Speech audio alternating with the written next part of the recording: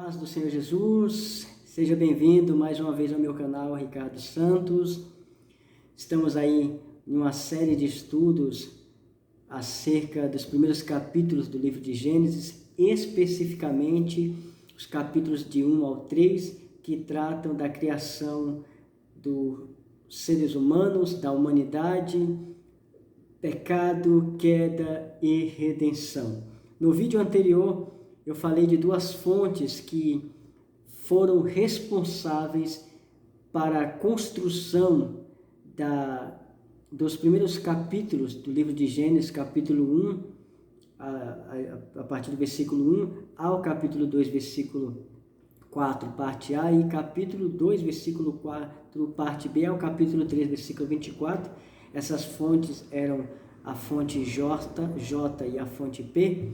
E hoje nós vamos falar sobre o capítulo 1, versículo 26 ao 31, que descreve a criação da raça humana.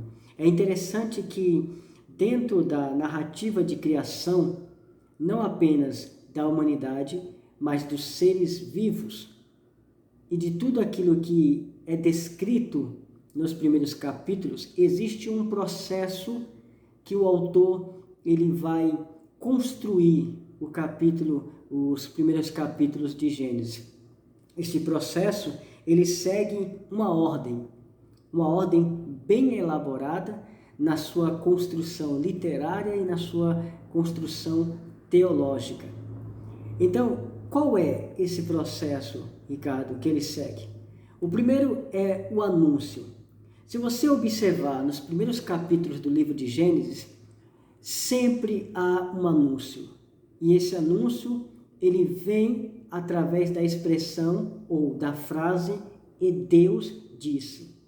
No capítulo 1, versículo 26, você vai observar que começa, ou que é introduzido pelo autor, justamente isso. E Deus disse.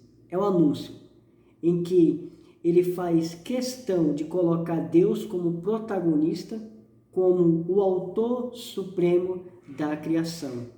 Seguindo o anúncio, vem a ordem. A ordem, ela geralmente é seguida, ou ela é colocada por um verbo no imperativo. Haja luz. Está no imperativo a frase. No capítulo 1, versículo 26, você vai observar que também, após o anúncio, vem a ordem, que está no imperativo. E a palavra ou verbo façamos, ele está na terceira pessoa do plural. Façamos.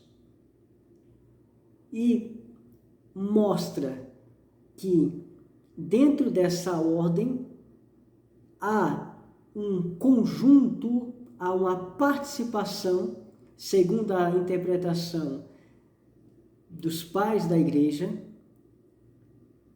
dos grandes reformadores e também dos grandes estudiosos da atualidade, concordam que essa expressão imperativa façamos diz respeito à participação da Trindade na criação da humanidade. Então, eu disse o anúncio, depois vem a ordem. Outro elemento literário que faz parte deste processo narrativo é justamente a informação. A informação que o narrador ele quer transmitir, ele quer nos dar. Olha só que interessante no texto. Ele diz, e assim Deus fez. Aparece no processo de criação. Ele está nos informando que Deus fez algo conforme aquilo que ele planejou, conforme aquilo que ele arquitetou, conforme aquilo que ele elaborou. Na narrativa da criação da raça humana, no versículo 27, aparece a informação. Olha só. E criou Deus o homem à sua imagem. A imagem de Deus o criou. Macho e fêmea os criou. Então, esse processo, depois do verbo criar, dentro da narrativa, é um recurso de informação que o autor está dizendo que Deus criou o homem à sua imagem. Está nos dando uma informação. A primeira informação é essa. A segunda informação que ele nos dá dentro da narrativa é que, ao criar o homem à sua imagem, ele fez uma separação, uma distinção. Macho e fêmea os criou.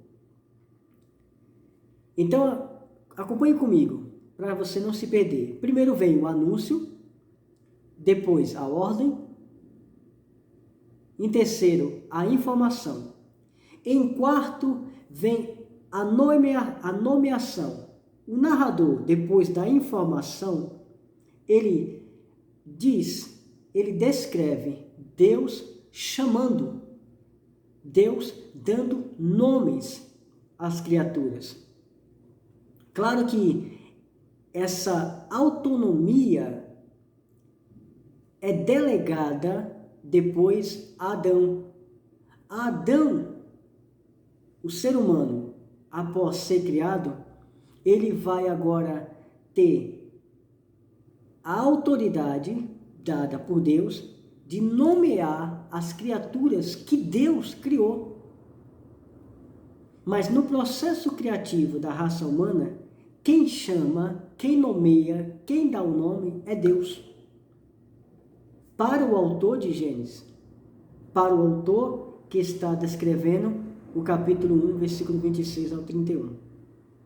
Seguido a nomeação, vem a avaliação. A avaliação de cada obra que Deus criou. Deus apresenta a sua avaliação. Ele apresenta a sua nota. O autor, então, vai dizer que Deus viu que era bom. É interessante que, acompanhando a avaliação dos seres viventes e da raça humana, segue-se uma bênção dada por Deus àquilo que Ele criou. Não somente aos seres vivos, mas também ao ser humano. Olha só, Gênesis capítulo 1, versículo 28, vai dizer: e Deus os abençoou e lhes disse: frutificai e multiplicai-vos, e enchei a terra e sujeitai-a. Após a avaliação, após Deus ver que tudo era muito bom no que diz respeito à criação do homem, e por isso que o salmista Davi vai dizer que o homem é a coroa da criação, ele abençoa o ser humano. E a bênção do Senhor para a humanidade é frutificar, multiplicar. Depois desse processo, vem pelo autor, pelo narrador, do capítulo 1, versículo 26 ao 31, um arcabouço que nós chamamos de arcabouço genealógico ou temporal. Como é que se dá esse arcabouço temporal, Ricardo? Olha só que interessante. Deus, ele não cria o tempo, mas ele está com o tempo. Então, o autor que está descrevendo, que está narrando a criação da raça humana, ele coloca Deus de um tempo e, ao colocar Deus em um tempo, ele descreve para nós que há uma unidade básica para descrever este tempo. Diferente de nós, ele coloca lá a semana, ou seja, 6 dias de trabalho e 1 de descanso. E aí, ele, em sua descrição cronológica, ele indica a totalidade organizada por este tempo ao qual Deus está inserido e trabalhando dentro dele. Quem descreve os tempos e as estações é o autor de Gênesis, não Deus. Deus é o co-participante, ele está dentro do tempo. Haja vista que Deus não está limitado ao tempo. O tempo é apenas para nos fazer situar dentro de uma história. Então, essa estrutura cronológica, ou esse arcabouço cronológico, indica que há uma organização de tempo. Para o autor do capítulo de Gênesis, então, todo este evento, ele segue uma avaliação e, em seguida, depois que Deus vê que tudo era muito bom, ele vai colocar justamente nos versículos finais que era tarde e manhã o 6º dia. Ou seja, ele fecha ali tudo aquilo que ele já começou a descrever, ou que eles começaram a descrever, justamente se encerra aqui. Então, essa ideia, esse processo literário vai seguir esses elementos estruturais. Então, vamos recapitular. O anúncio, a ordem, a informação, o terceiro, a nomeação, o quarto, quinto, a avaliação e, por último, um arcabouço ou uma estrutura cronológica ou temporal. Agora, para a gente seguir mais adiante, a criação do homem na história sacerdotal, como eu disse nos vídeos anteriores, é diferente da história já vista. Na fonte sacerdotal, o mundo é criado pela palavra do Senhor. O homem e a mulher são criados como um clímax e o último trabalho do Senhor no 6º dia da criação. Na fonte sacerdotal. Por sua vez, na história já vista, na fonte J, se você não está conseguindo entender, ou você, Ricardo, o que é a fonte J, a fonte P? Não deixe de assistir um vídeo, o segundo vídeo no qual eu falei sobre isso. Então, a fonte J, ela está preocupada em descrever como começa a formação do homem e que o homem é formado da terra. Olha só que interessante. Para a fonte já vista, o homem é procedente. Ele se origina de algo que é justamente o elemento que Deus usa para criar o ser humano. Haja vista então que há um trocadilho de palavras entre Adam e Damá. Adam, homem em hebraico, que posteriormente vai se chamar Adão, e Damá, que é terra. Do ponto de vista histórico crítico, o relato da criação do homem e da mulher é contado primeiro na história J, ou seja, na fonte já vista, que é a mais antiga, e começa no capítulo 2, versículo 4, parte B. E depois, nos versículos 18 ao 24, e mais tarde é contado pela fonte sacerdotal, ou a fonte P, no capítulo 1, versículo 26 ao 31. Mas, no entanto, a história sacerdotal é tomada como a estrutura no texto final, e ele precede a narrativa já vista. Na elaboração, na composição final do livro de Gênesis, o texto final que nós temos em nossas Bíblias, a sequência é que primeiro o homem foi criado, depois o relato vem detalhando como se deu esta criação do homem e da mulher.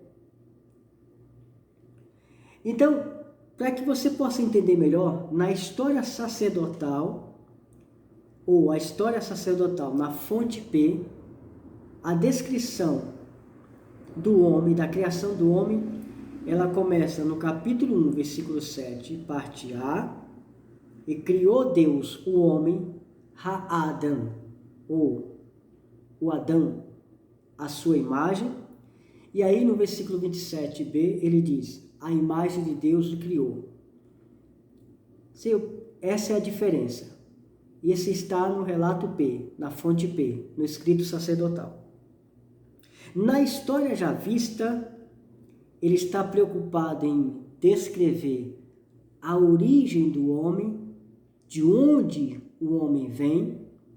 Ele então vai descrever no capítulo 2, versículo 7, parte A, da seguinte forma: e formou o Senhor Deus o homem, Ha-Adam, do pó, Afar, da terra, Damar.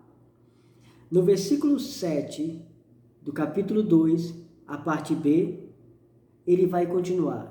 E soprou Deus em seus narizes, e soprou Deus em sua narina o fôlego de vida.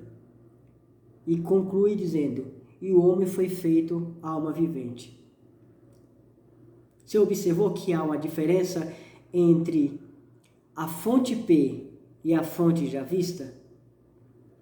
Então, a fonte P, ou o escrito sacerdotal, vai dizer que o homem foi criado à imagem de Deus. Já a história já vista, o autor, ou a fonte já vista, a fonte J, vai descrever que o homem se originou do pó da terra. E para se tornar alma vivente, para ter vida, Deus soprou nele o fôlego para que ele pudesse ter vida. No próximo estudo, nós vamos falar então sobre Adão. O conceito da palavra Adão. Então, se inscreva no nosso canal. Se você ainda não é inscrito, clique aí no sininho para que você possa receber as notificações quando um novo vídeo aparecer aí para você. Que Deus abençoe em Cristo Jesus, sua casa, sua família e seu ministério.